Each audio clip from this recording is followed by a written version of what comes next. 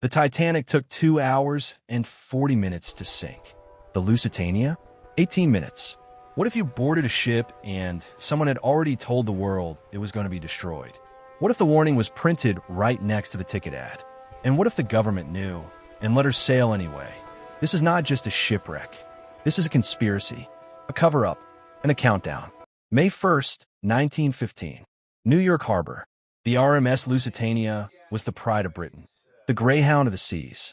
800 feet long, 1,959 souls aboard. Millionaires, immigrants, children, not just a ship, a symbol, and symbols make powerful targets. That morning, passengers opened their newspapers and found something extraordinary. Right beside the Cunard sailing ad, a notice from the Imperial German Embassy warning that British vessels were liable to destruction. Some canceled, most boarded anyway.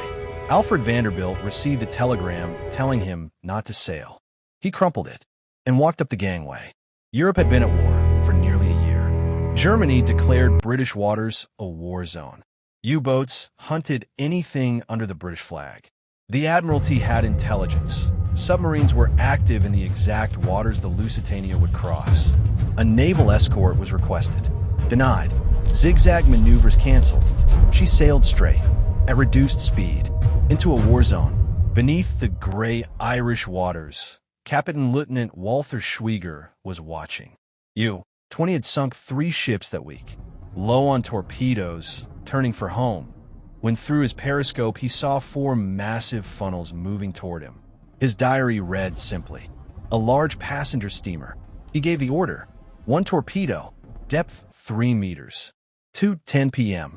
May 7th, 1915. The torpedo struck the starboard side.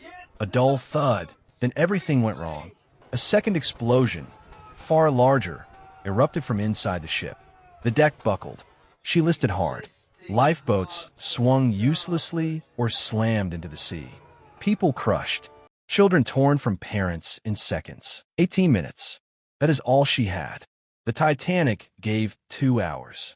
The Lusitania gave nothing. The bow was underwater before most reached the deck. The stern rose, enormous, dripping, and vanished.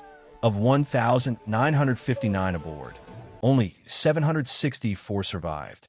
1,195 died. Among them, 128 Americans. 1 torpedo, 2 explosions. Schwieger's diary confirms he fired only 1. So what caused the second blast? Official answer, coal dust. Plausible, boring, disputed ever since.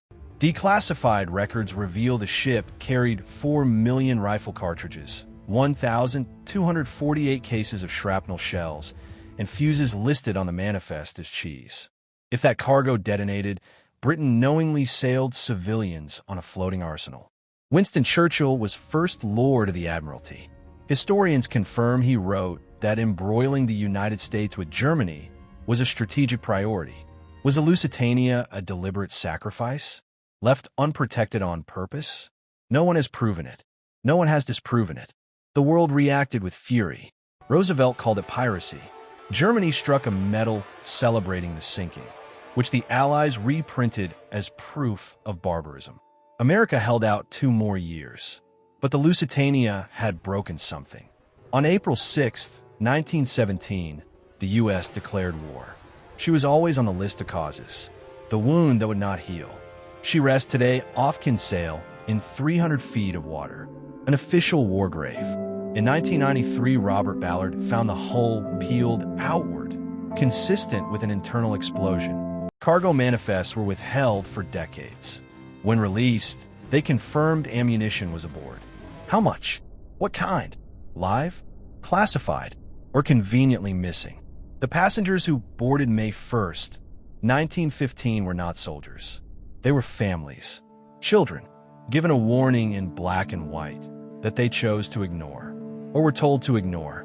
110 years on, the questions remain. That second explosion, coal dust, hidden ammunition, or something that never made any official record.